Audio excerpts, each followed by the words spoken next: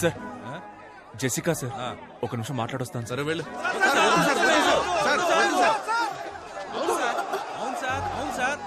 Sir నా కూతురు 3rd year BTech చదువుతాం సార్.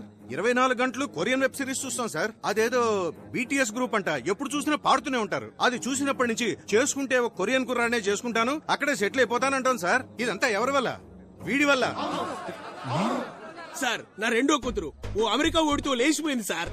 రాత్రికి రాత్రే ఇక్కడి నుంచి బయలుదేరి అమెరికా వెళ్తే అక్కడ రాత్రే, భయం వేసి అక్కడి నుంచి తిరిగి ఇక్కడికి వస్తే ఇక్కడ రాత్రే, అంతా చీకటి. నా లైఫే చీకటి అయిపోయింది సార్. దీనంతటికి కారణం ఈడి లవ్వే సార్.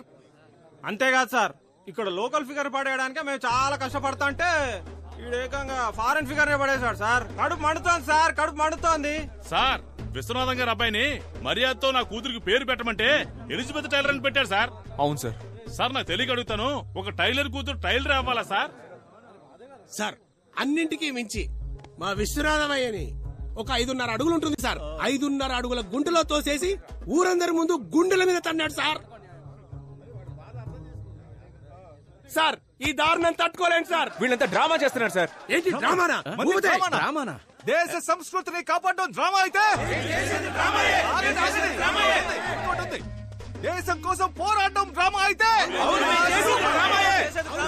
రెండు చాలరా.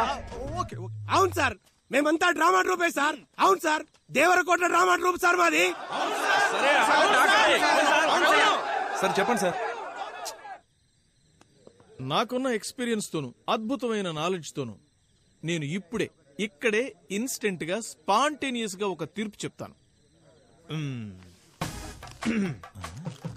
భయంకరమైన స్పాంటేనిటీ. ఇది ఒక సాధారణ ఊరి సమస్య కాదు, మన దేశ సమస్య. ఒక ఇండియన్ ఒక బ్రిటిష్ అమ్మాయిని ప్రేమించడం వల్ల ఏర్పడ్డ సమస్య. దీని మీద ఊరి పరువు, మీ మనోభావాలు ఆధారపడి ఉన్నాయి. అంతేకాక దేశం అవమానించబడింది. అది కూడా స్వాతంత్ర దినం నాడు జరగడం మరింత బాధాకరంగా ఉంది. ఈ ఘటన వల్ల ఊళ్ళో చోటు చేసుకున్న విపత్కర పరిస్థితుల్ని దృష్టిలో ఉంచుకుని ఊరి శాంతి భద్రతల్ని కాపాడే నిమిత్తం అన్ని సమస్యలకి మూల కారణమైన ఆనంద్ యొక్క ప్రేమని తాత్కాలికంగా రద్దు చేస్తున్నాను. అంతేకాకుండా ఆనంద్ని ఊరి నుంచి బహిష్కరించాలని నేను తీర్మానిస్తున్నా. ఇది అన్యాయం sir. Thank you so much sir. ఇది దారుణం సార్. ఏ కాలంలో ఉన్నాం సార్ మనం? ప్రేమించినందుకు ఊరి నుంచి బయటికి పంపిస్తారా? పాపు ఆపనా? ఇదేం ఫస్ట్ టైం జరుగుతుంది కాదు. మొన్న మధ్య భీమవరంలో ఒక ఇలాగే నగర బహిష్కరణ చేశారు. ఇప్పుడు నువ్వు ఫీల్ అవుతావని నిన్ను ఊళ్ళోకి పంపించారనుకో, ఇక్కడున్న వాళ్లలో ఎవడో ఒకడు ఆ పిల్ల వాళ్ళ ఇంటికెళ్ళి రాయేస్తే నా ఉద్యోగం ఊడిపోతుంది. సార్ ఇది అన్యాయం సార్. ఇది చాలా తప్పు సార్. సార్ వద్దు sir. Jessica Please leave him. Sir.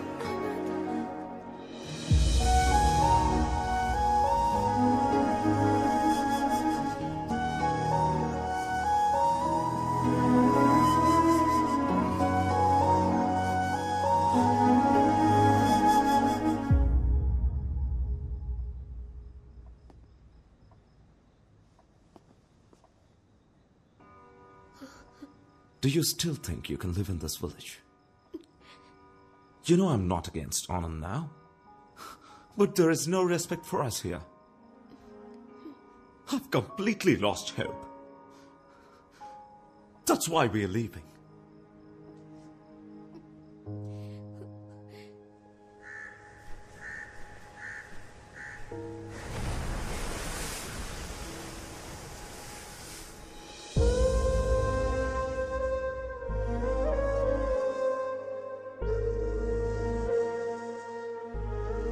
Uncle?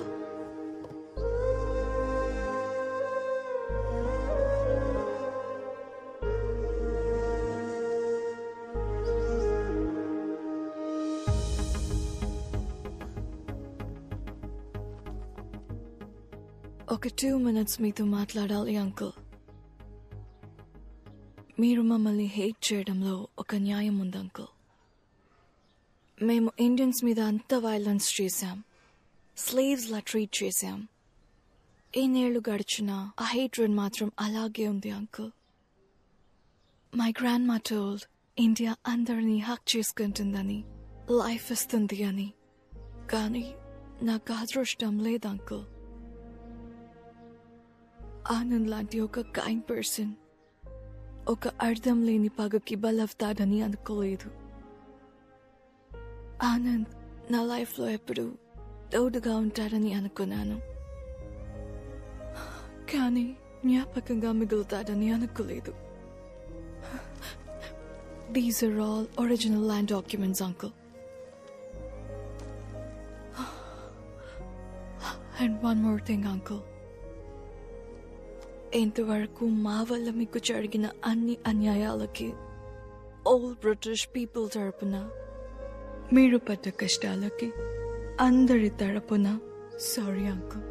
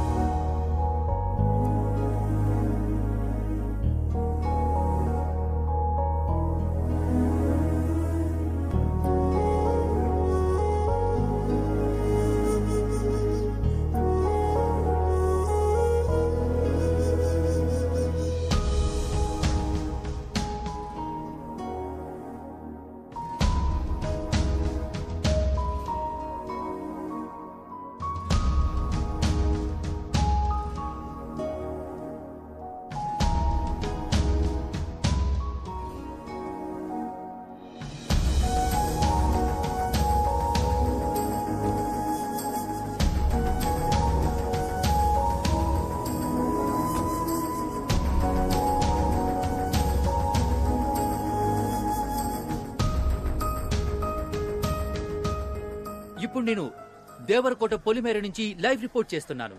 ఆనంద్ని ఈ ఊరు నుంచి బహిష్కరించే సంఘటన చూడటానికి ఈ గ్రామమే మూకుమ్మడిగా కదిలి వచ్చింది. మీరిప్పుడు అదే చూస్తున్నారు.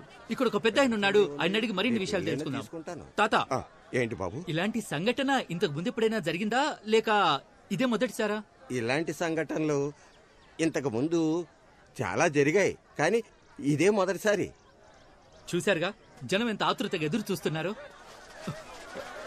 అయితే ఆనంద్ వచ్చేసినట్టున్నాడు. అతను వచ్చిన తర్వాత ఇక్కడ ఏం జరగబోతుందనేది ప్రత్యక్షంగా చూడండి.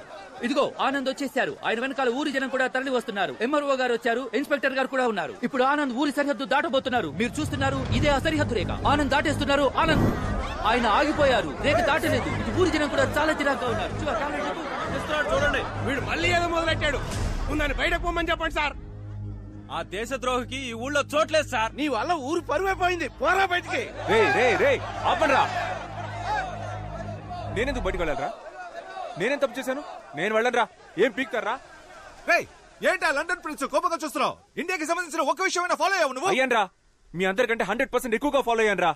All Indians are my brothers and sisters అనేది ఫాలో అయ్యాను కాబట్టే ఒక బ్రిటిష్ పిల్లని లవ్ చేశాన్రా.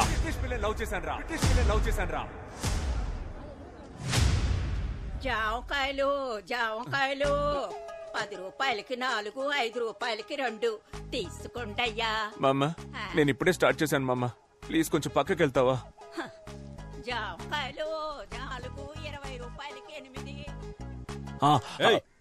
ఏం మాట్లాడతావురా? దేశభక్తి అంటే ఏంటో తెలుసా నీకు? అసలు దేశం కోసం ఏం చేసావు నువ్వు? మేమేం చేసామో తెలుసా? రంగు ముగ్గుల కాంపిటీషన్ లో ఇండియా మ్యాప్ నా కూతురుతో వేయించి దేశభక్తి 100 పోసాన్రా. అదిరా దేశభక్తి అంటే. జవాన్ సినిమా చూసి బయటికి వచ్చి ఇండియా ఇండియా అని గుండెలు పగిలేలా అరిచారా నేను? తెలుసా నీకు? రే నువ్వే కదరా మీ నాన్న మిలిటరీలో చేరమంటే గోడ ఎక్కి దూకి పారిపోయింది. ఈ విషయం ఊరంతా తెలిసిపోయిందా? ఇదేనేంట్రా మీ దేశభక్తి? ఇండియాకి పాకిస్తాన్ కి వార్ జరిగితే కనీసం 100 మందన్నా చావాలని మీరు అనుకుంటారు, కానీ 2 దేశాల్లో ఒక్కరు కూడా చావకూడదని నేను అనుకుంటాను. ఏంటి మెసేజ్ ఇస్తున్నావా? రేపు చైనా వాడు వార్ చేస్తే సైలెంట్ గా ఉండాలా? ఈ మెసేజ్ మీకు మాత్రమే కాదురా, చైనాకి, పాకిస్తాన్ కి, పాన్ వరల్డ్ కి రా. ఈ నీళ్ళు తాగుతున్నాడేటి? తాగాడుగా, ఇంకా వాగుతాడు. అయ్య బాబోయ్, ఇంకా మాట్లాడతాడా? జెసికా వాళ్ళ బామ్మ వార్ వల్లేరా దేశాలు తిరిగి ఎక్కడికి వెళ్లాలో తెలియక ఇండియాకి వచ్చింది. వార్ ఎంత భయంకరమైందో తెలుసారా? రష్యాకి ఉక్రెయిన్ కి వార్ వచ్చినందుకే ఇక్కడ పెట్రోల్ నుంచి కాయగూరల రేట్ వరకు అన్ని పెరిగాయని తెలుసారా? 1 కిలో బాటిల్ గార్డ్ ఎంతో తెలుసారా మీకు? రే మీకు అసలు బాటిల్ గార్డ్ అంటే ఏంటో తెలుసారా? బాటిల్ గార్డ్ అంటే సొరకాయ. సొరకాయ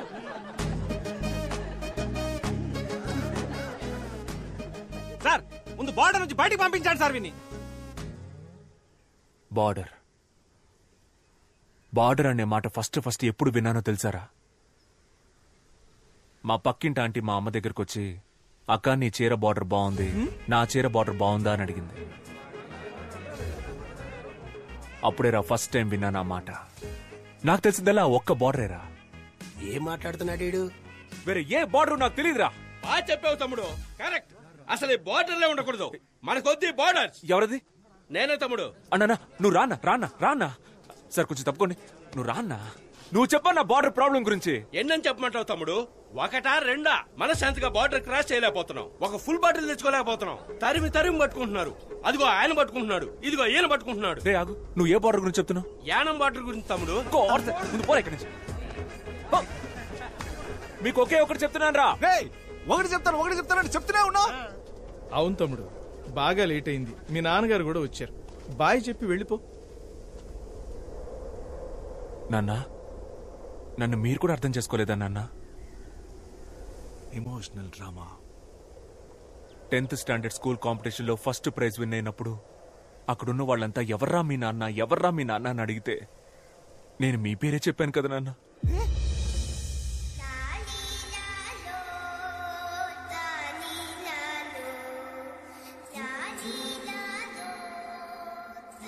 ఏం అవుతున్నాడు వాడు?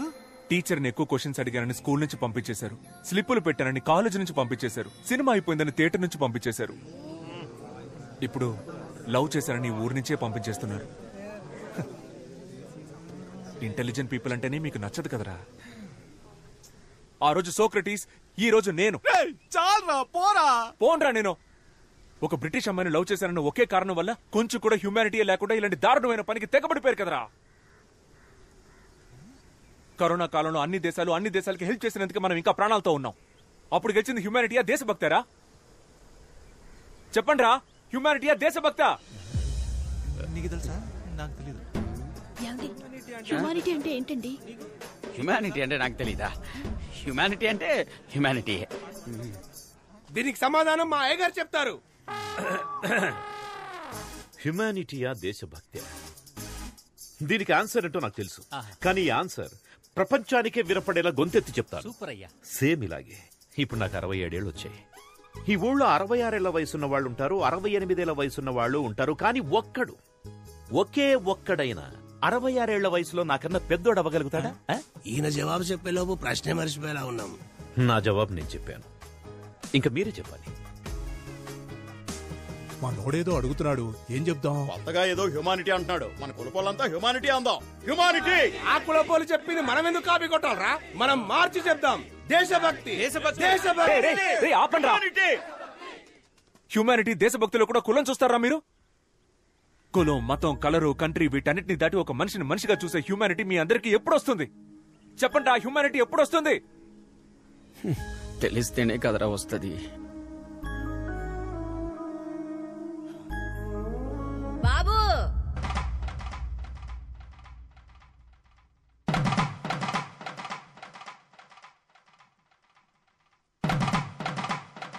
బాబు, చిన్న వయసులో E=MC² అర్థం తెలియకనే జామకాయలు అమ్ముకుంటున్నా.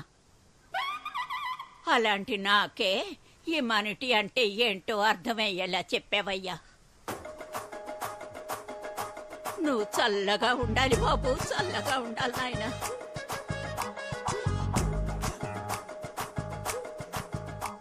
చూశారుగా, జాంకాయలమ్మే ఓ ముసలావిడికి హ్యుమానిటీ అంటే ఏంటో తెలిసింది. మరి మన ఊరి ప్రజలకి హ్యుమానిటీ గురించి ఏమైనా తెలిసిందో లేదో చూద్దాం రండి. కెమెరామెన్, జనాల వైపు ఓసారి కెమెరా తిప్పండి. తమ్ముడు ఇట్రా. సార్ వస్తున్నా. రారా.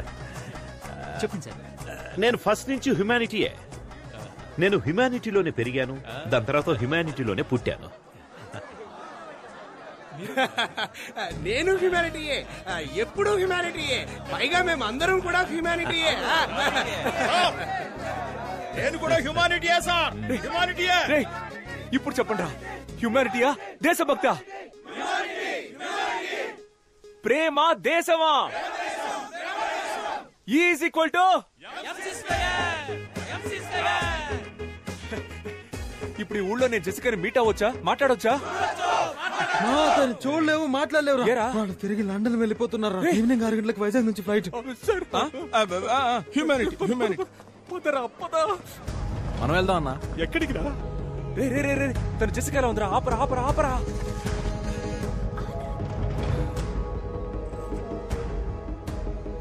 మామయ్య మీరు వెళ్ళలేదా? నువ్వెవరు? ఎందుకు సార్ ఆయన పట్టుకున్నారు? ఆయన చాలా డీసెంట్ అయిన మనిషి సార్, పక్కా జెంటల్మెన్ సార్.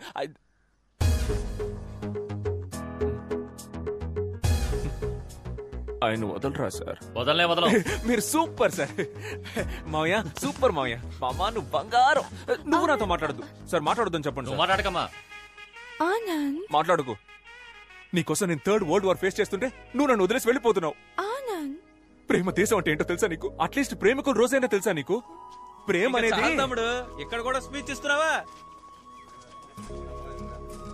నాన్నా మీరు నా స్పీచ్ విని మారిపోయారా నాన్న? నీ స్పీచ్ విని నువ్వు మారుండొచ్చు, మేమంతా స్టార్టింగ్ నుంచి కరెక్ట్ గానే ఉన్నాం. కదలుడు. అవును. ఎక్కడ్రా భూపతి? ఏ భూపతి, రారా. నా ఇమేజ్ ఎంత స్పాయిల్ చేసావు.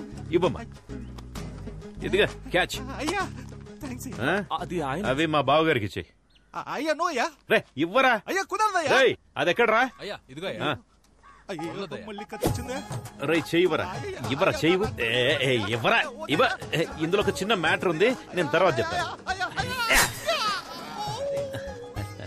మీ అందరికి ఒక డౌట్ ఉంటుంది కదా, తెల్లవాళ్ల రక్తం అంతా తెల్లగా ఉంటుందని. ఇప్పుడు అది క్లియర్ చేస్తాను. బావగారు ఒకసారి చెయ్యండి. ఇవ్వండి ఇవ్వండి.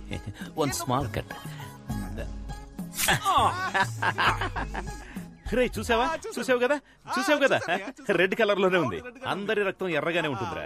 అర్థమైందిగా? ఇవ్వరా. Nasty municipality. ఆనంద్ నాన్న ఇదిగా. బావగారు రండి. కోడలి పిల్ల రామ. ఆంటీ రండి.